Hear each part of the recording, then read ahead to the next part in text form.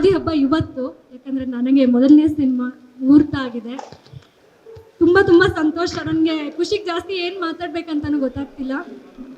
ಈ ಪಾತ್ರ, ಈ ಕತೆ ನನಗೆ ಸಿಕ್ಕಿರೋದು ನನ್ನ ಅದೃಷ್ಟ ಅಂತ ಹೇಳಕ್ಕೆ ಇಷ್ಟಪಡ್ತೀನಿ. ಅಭಿನಯಕ್ಕೆ ಒತ್ತು ಕೊಟ್ಟಿರುವಂಥ ಒಂದು ಪಾತ್ರ ನನಗೆ ಸಿಕ್ಕಿದೆ. ನಾನು ನಮ್ಮ ನಿರ್ದೇಶಕರಾದಂಥ ಜಡೇಶ್ ಸರ್ಗೆ ಥ್ಯಾಂಕ್ಸ್ ಹೇಳಕ್ಕೆ ಇಷ್ಟಪಡ್ತೀನಿ.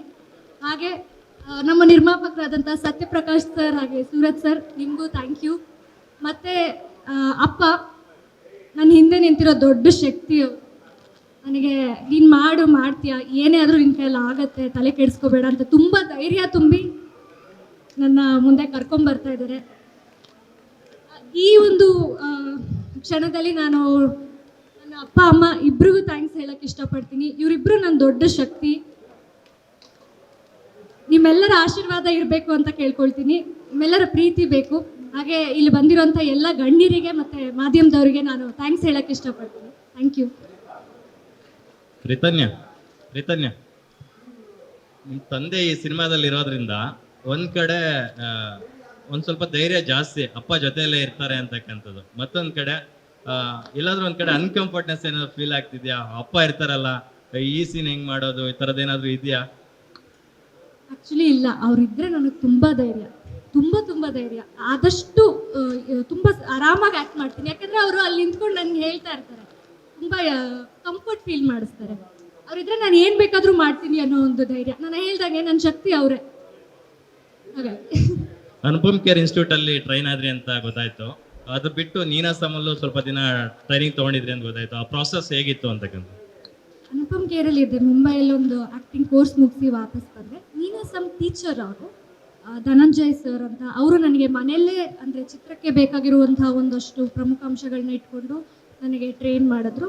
ಹಾಗೆ ನಾನು ನಯನಾ ಸೂಡ್ ಅಂತ ಅವ್ರ ಜೊತೆ ಕೂಡ ನಾನು ಥಿಯೇಟ್ರಲ್ಲಿ ಕೆಲಸ ಮಾಡಿದ್ದೀನಿ. ಹಾಗಾಗಿ ಇದೆಲ್ಲ ನನ್ನ ಕಲಿಕೆ ಮತ್ತು ಎಕ್ಸ್ಪೀರಿಯನ್ಸಲ್ಲಿ ಕಲಿಕೆ ಒಂದು. ಒಳ್ಳೇದಾಗ್ಲಿಮ್ಮ, ಬೆಸ್ಟ್ ವಿಶಸ್. ಈ ಕ್ಷೇತ್ರ ಇದೆಯಲ್ಲ, ಇದು ತುಂಬ ಪ್ರಸಿದ್ಧವಾಗಿರೋದು. ಅಂದರೆ ಕರ್ನಾಟಕದಲ್ಲಿ ತುಂಬ ವಿರಳ, ಏಕಶಿಲಾ ಇದರಲ್ಲಿ ಆಂಜನೇಯ ಸ್ವಾಮಿ ವಿಗ್ರಹ ಕಿತ್ತಿರೋದು. ಸೊ ಇದು ಗಟ್ಟಿತನಕ್ಕೆ ಸಾಕ್ಷಿ. ಸೊ ಇಂಥ ಒಂದು ಇದರಲ್ಲಿ ಕಾಕತಾಳೀಯ ಅಂತ ಹೇಳ್ಬೋದು, ಅಷ್ಟೇ ಗಟ್ಟಿಯಾದ ಕಥೆಯನ್ನು ಜಡೇಶ್ ಅವರು ಮಾಡಿದ್ದಾರೆ.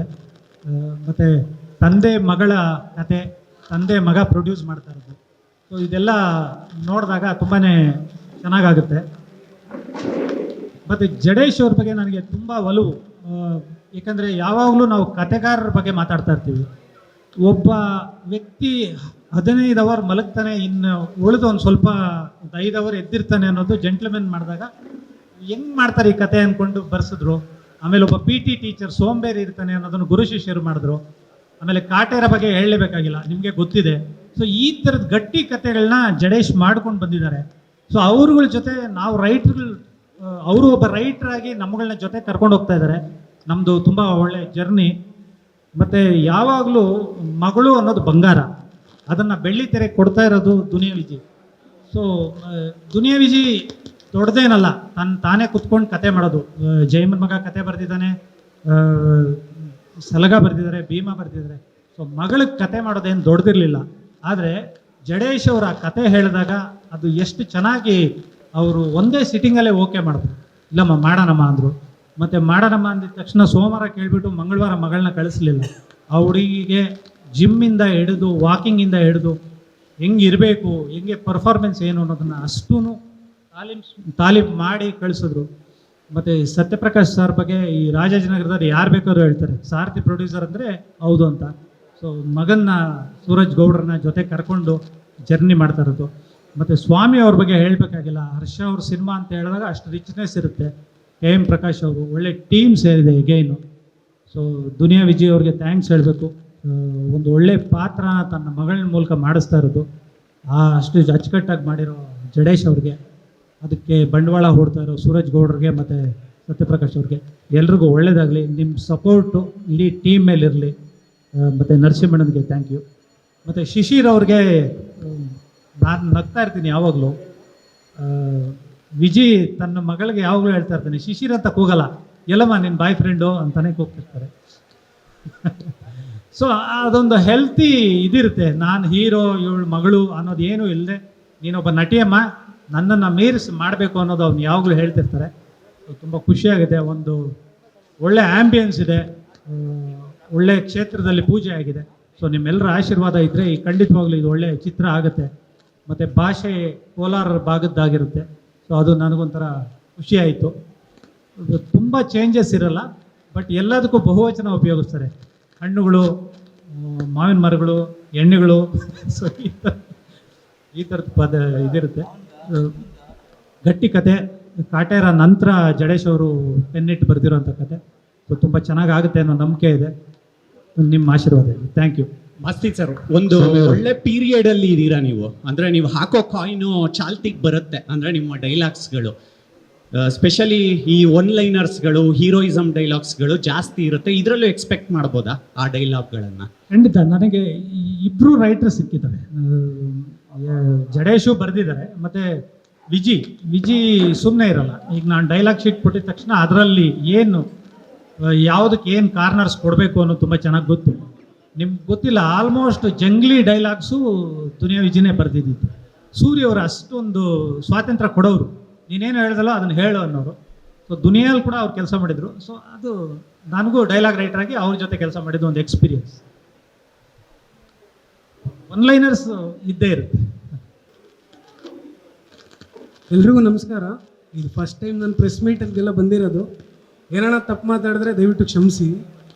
ಮೊನ್ನೆ ತಾನೇ ಯುಗಾದಿ ಹಬ್ಬ ಕಳೆದಿದೆ, ಹೊಸ ವರ್ಷ ಶುರುವಾಗಿದೆ. ಹೊಸ ವರ್ಷಕ್ಕೆ ಜಡೇಶ್ ಅವ್ರ ಜೊತೆ, ವಿಜಯಣ್ಣನ ಜೊತೆ ಸೇರಿಕೊಂಡು ಒಂದು ಹೊಸ ಹೆಜ್ಜೆ ಇಡ್ತಾ ಇದ್ದೀವಿ. ನಿಮ್ಮೆಲ್ಲರ ಸಪೋರ್ಟ್ ನಮಗಿರಲಿ. ಆಮೇಲೆ ಮೊದಲಿಗೆ ನಾನು ಭೀಮಾ ಪ್ರೊಡ್ಯೂಸರ್ ಆದ ಜಗದೀಶ್ ಗೌಡ್ರಿಗೆ ಥ್ಯಾಂಕ್ಸ್ ಹೇಳಬೇಕು. ಆ್ಯಕ್ಚುಲಿ ಅವ್ರು ಮಾಡಬೇಕಾಗಿದ್ದ ಕತೆ ಇದು. ಅವರು ಭೀಮಾ ಮತ್ತು ಅವ್ರ ಕಾರಣಾಂತರಗಳಿಂದ ಅವ್ರು ಮಾಡೋಕ್ಕಾಗ್ದಿರೋ ಜಡೇಶ್ ಅವ್ರಿಗೆ ನೀವು ಕಾಯಬೇಡಿ, ನೀವು ಮುಂದುವರಿಸಿ ಅಂತ ಹೇಳಿದಕ್ಕಾಗಿ ಇವತ್ತು ಪ್ರೊಡಕ್ಷನ್ ನಂಬರ್ 2 VK29 ನಾವು ಮಾಡೋಗಾಯಿತು. ಆಮೇಲೆ ಜಡೇಶ್ ಸರ್ ಬಗ್ಗೆ ಹೇಳಬೇಕಂದ್ರೆ ನಾವು ಭೇಟಿಯಾಗಿ ಒಂದು ತಿಂಗಳೂ ಆಗಿಲ್ಲ ಇನ್ನು. ಹಬ್ಬ ಅಂದರೆ ಒಂದು 20-25 ದಿವಸ ಆಗಿರ್ಬೋದು ಅಷ್ಟೇ. ಈಗ ಆಲ್ರೆಡಿ ನಿಮ್ಮ ಮುಂದೆ ಕೂತ್ಕೊಂಡು ಮುಹೂರ್ತ ಮಾಡಿ ಪಿಕ್ಚರ್ ಬಗ್ಗೆ ಮಾತಾಡ್ತಾ ಇದ್ದೀವಿ. ತುಂಬ ಖುಷಿ ಆಗ್ತಾ ಇದೆ.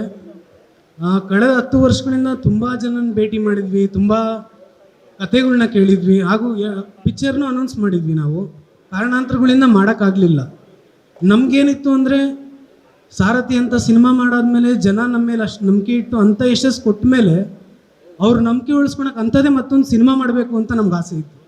ಅದಕ್ಕೋಸ್ಕರನೇ ತುಂಬ ತಡ ಆಯಿತು. ಬಟ್ ಇನ್ನು ಮುಂದಕ್ಕೆ ಈ ಥರ ತಡ ಆಗಲ್ಲ. ಆ ಸಾರಥಿ ಹೆಸರಲ್ಲೇ ಸಾರಥಿ ಫಿಲಮ್ಸ್ ಅಂತ ಶುರು ಮಾಡಿದ್ದೀವಿ. ಸೊ ಇನ್ನು ಮುಂದಕ್ಕೆ ಕಂಟಿನ್ಯೂಸ್ ಆಗಿ ನಮ್ಮ ಬ್ಯಾನರಲ್ಲಿ ಸಿನಿಮಾಗಳು ನಡೀತಾ ಇರುತ್ತೆ. ಆಮೇಲೆ ವಿಜಯ್ ಅಣ್ಣಂಗೆ ಥ್ಯಾಂಕ್ಸ್ ಹೇಳಬೇಕು. ನಮ್ಮದು ಅವ್ರದ್ದು ಪರಿಚಯ ತುಂಬ ಹಳೆ ಪರಿಚಯ. ಈ ಸಿನಿಮಾಯಿಂದ ಮತ್ತೆ ಅವ್ರ ಜೊತೆ ಜರ್ನಿ ಮಾಡುವಾಗಿದೆ. ಆಮೇಲೆ ನಮ್ಮ ಟೆಕ್ನಿಷಿಯನ್ಸ್ KM ಪ್ರಕಾಶ್ ಸರು, ಸ್ವಾಮಿ ಸರ್ ಕ್ಯಾಮ್ರಾಮ್ಯಾನು, ಮ್ಯಾನೇಜರ್ ನರಸಿಂಹ ಸರು, ಆಮೇಲೆ ರಿತನ್ಯ ಅವರು, ಶಿಶಿರ್ ಅವರು, ಆಮೇಲೆ ಹೀರೋಯಿನ್ ಆಗಿ ರಚಿತಾರಾಮ್ ಅವ್ರು ಮಾಡ್ತಾಯಿದ್ದಾರೆ. ಆಮೇಲೆ ಇನ್ನೂ ಮತ್ತಷ್ಟು ಕಲಾವಿದರುಗಳು ಇದ್ದಾರೆ. ಮುಂದಿನ ದಿನಗಳಲ್ಲಿ ನಿಮ್ಗೆ ಹೇಳ್ತೀವಿ. ಅಷ್ಟೇ. Thank you. ನಿಮ್ಮೆಲ್ಲರದು ಸಪೋರ್ಟ್ ಇರಲಿ ಕಡೆವರೆಗೂ. Thank you very much. Suraj, ನೀವು ಏನು ಮಾಡ್ತಿದ್ದೀರಾ? ಸ್ವಾದಿಷ್ಟತೆಯ ಸ್ವಾದ, ತಾಜಾತನದ ಆಹ್ಲಾದ, ಉತ್ತಮ ಆರೋಗ್ಯ ಮತ್ತು ಹೆಚ್ಚಿನ ರೋಗ ನಿರೋಧಕ ಶಕ್ತಿಯ ವೃದ್ಧಿಗೆ ಈಗ ನಿಮಗೆ ಸಿಗುತ್ತಿದೆ ಉತ್ತಮ ಗುಣಮಟ್ಟದ ಪೌಷ್ಟಿಕಾಂಶ Shri Vaidik millet health mix. ಇದು ಸಿರಿಧಾನ್ಯಗಳ ಸಂಪತ್ತು.